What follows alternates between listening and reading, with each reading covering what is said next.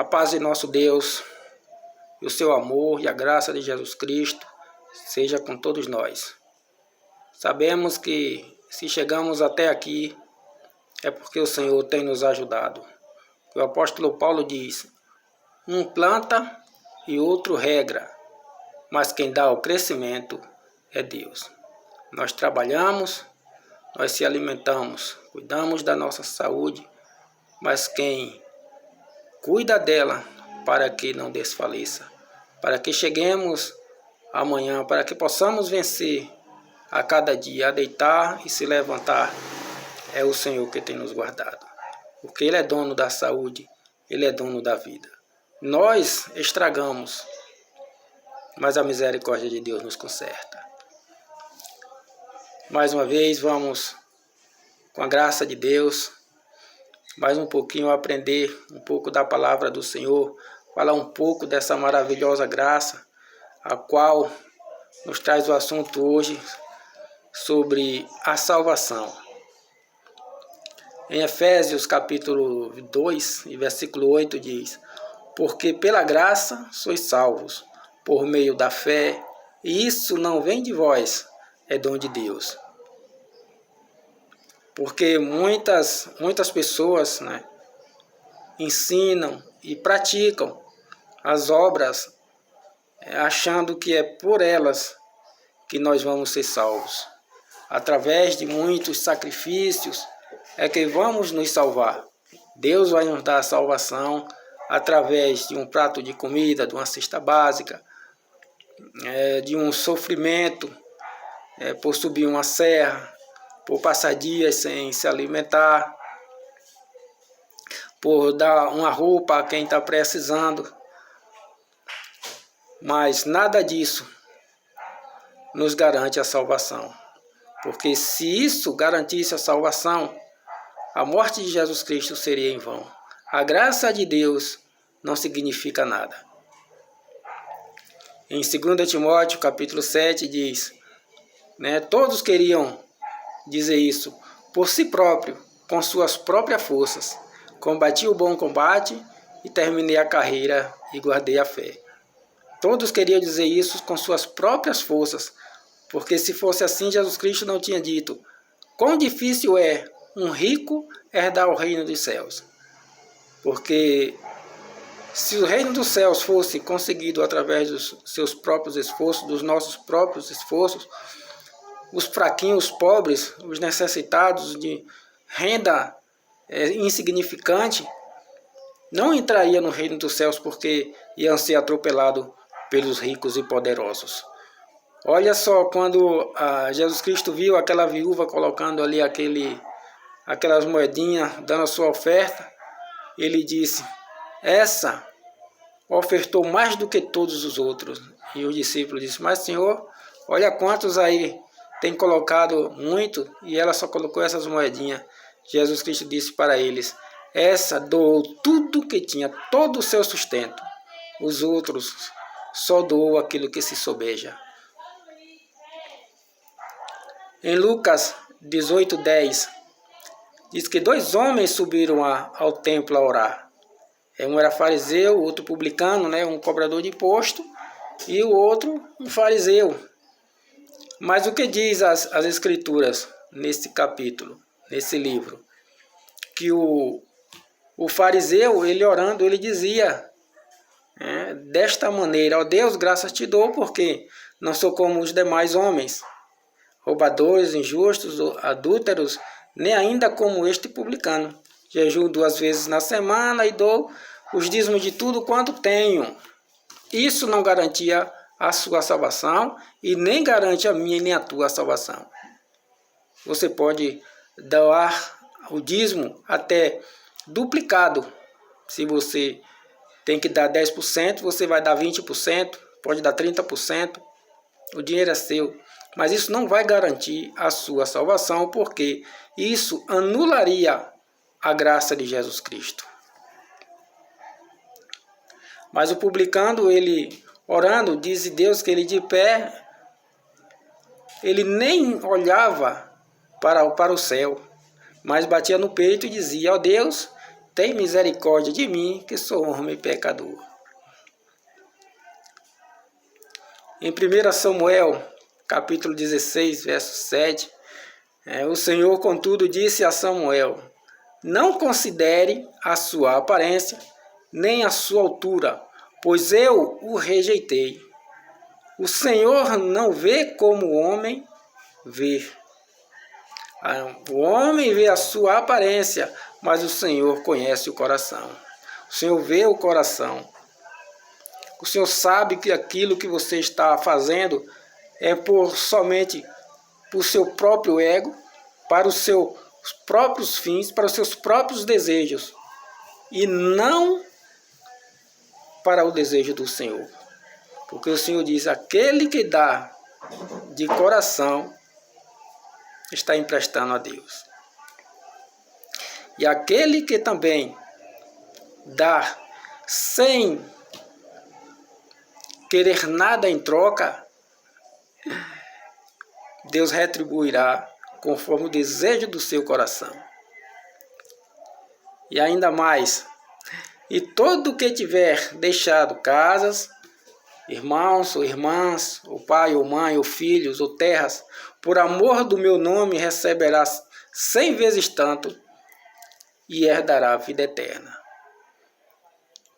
Jesus Cristo, ele disse isso não mandando que nós deixássemos nossos pais, nossos irmãos, tudo o que nós tínhamos.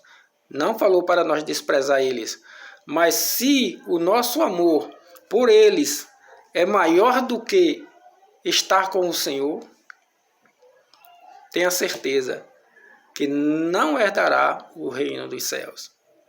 Porque primeiramente amarás o Senhor teu Deus de todo o teu coração. Em Atos também, capítulo 1, de 2 a 4, diz: havia em Cesareia um homem chamado Cornélio, centurião do regimento, conhecido como italiano.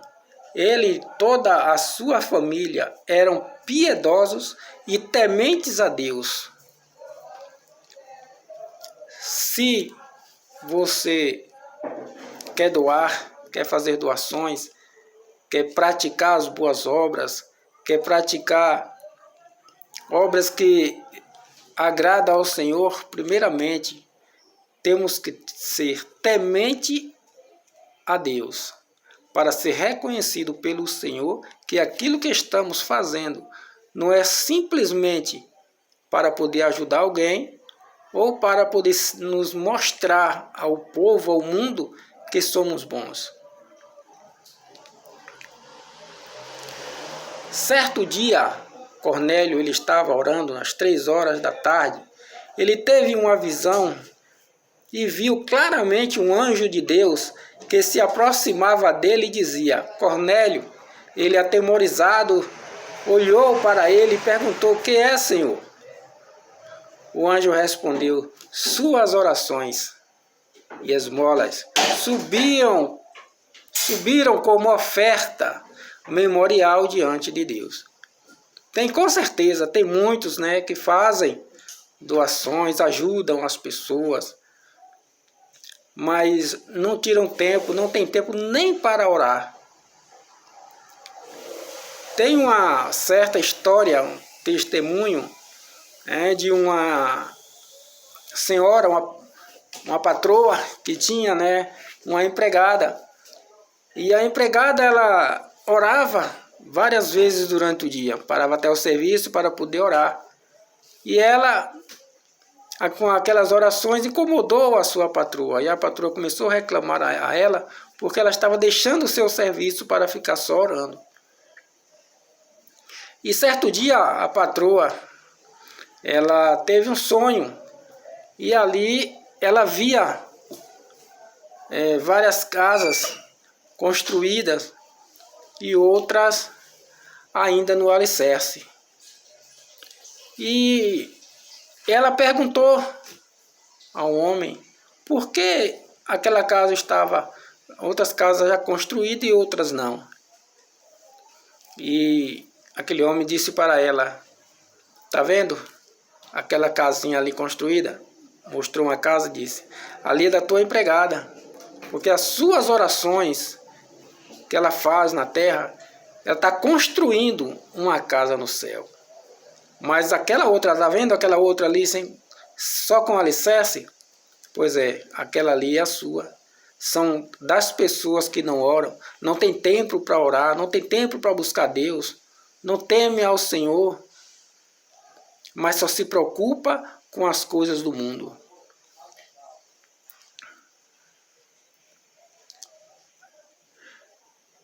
E em Salmos nos ratifica, né? Simplifica quem são as pessoas, os cidadãos que vão herdar o reino dos céus. Em Salmos capítulo 15, a partir do versículo 1 diz: Senhor, quem habitará no tabernáculo? Quem morará no teu santo monte?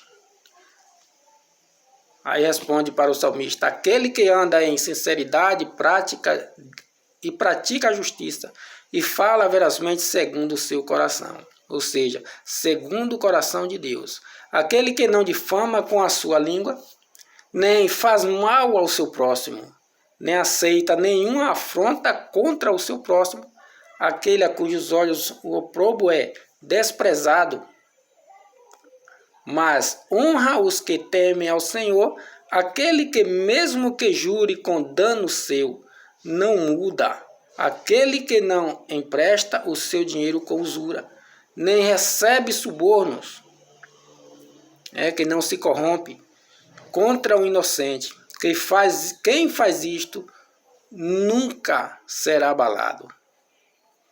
Não é pelas obras, mas pela graça, pelo amor que temos por Deus. Porque todos pecaram, em Romanos capítulo 3, 23 diz, porque todos pecaram e destituídos estão da glória de Deus, sendo justificados gratuitamente pela sua graça, pela redenção que há em Cristo Jesus. Todos nós, mesmo com as nossas obras, com nossas ações, mesmo se nossas ações sejam boas diante dos homens, mas ela tem que ser perfeita diante de Deus. E não é perfeita com aquilo que a gente faz com as nossas mãos, mas com o que o coração diz, com o que está na mente. Olha só o que Jesus Cristo diz. O que importa não é o que entra pela boca, mas é o que sai, porque vem do coração. Porque temos que tomar cuidado, porque do coração ela vem prostituição, maledicência, usura, e muitas outras coisas. Mas não é isso que deve sair da nossa boca, mas sim a paz, o amor, a sinceridade, a bondade, a misericórdia. Em Romanos capítulo 11 e 6 diz: mas se é por graça, já não é pelas obras. De outra maneira, a graça já não é graça. Se vamos alcançar o céu, se vamos alcançar a salvação pelas nossas obras, pelos nossos feitos, então já não é mais pela graça. E de que serviu aquela morte de Jesus Cristo naquela cruz? De nada. Deus não é infiel. Ele diz que eu não sou homem para que minta, nem filho do homem para que se arrependa. Então ele não iria fazer isso com o próprio filho dele. E ele fazendo isso pelo seu filho, esse amor que ele teve por ele, como Jesus Cristo disse: Pai, não te peço que tire-os do mundo, mas que livre-os do mal, porque até aqui os que tu tem me dado, eu guardei. E tenha certeza, se ele guardou, é porque o amor dele é muito grande. É incomparável com o amor que o homem diz que tem. Samuel, porém, respondeu: acaso tem o Senhor tanto prazer em holocaustos e em sacrifícios, quanto em que se obedeça a sua palavra?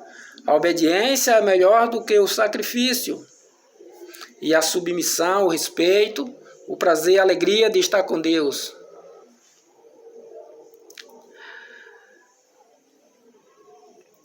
É melhor do que a gordura de carneiros. Você pode fazer doações de milhões, mas se o teu coração está naquele dinheiro que tu doou, é porque tu tem esperança dele voltar para você duplicadamente. Porque é assim que muitos pensam, que aquele que doa a alguém, que empresta a alguém, Deus vai lhe dar duplicadamente. Mas não é isso que Deus quer para você, não quer para mim. Deus quer que nós obedeça a sua palavra. Ele diz que aquele que vai a ele aí será recompensado 100 vezes tanto com tribulação e no final a vida eterna. As coisas que nós temos aqui nessa terra, infelizmente, nos traz muita tribulação. Mas tenha certeza que o Deus que Ele quer para mim e para você é paz, alegria e misericórdia. Deus abençoe a sua vida, a sua casa. E Deus continue nos permitindo que continuemos plantando e que o outro regre, mas que Deus nos dê o crescimento. Amém? Deus abençoe você, a sua casa, e a paz de Deus continue sempre contigo.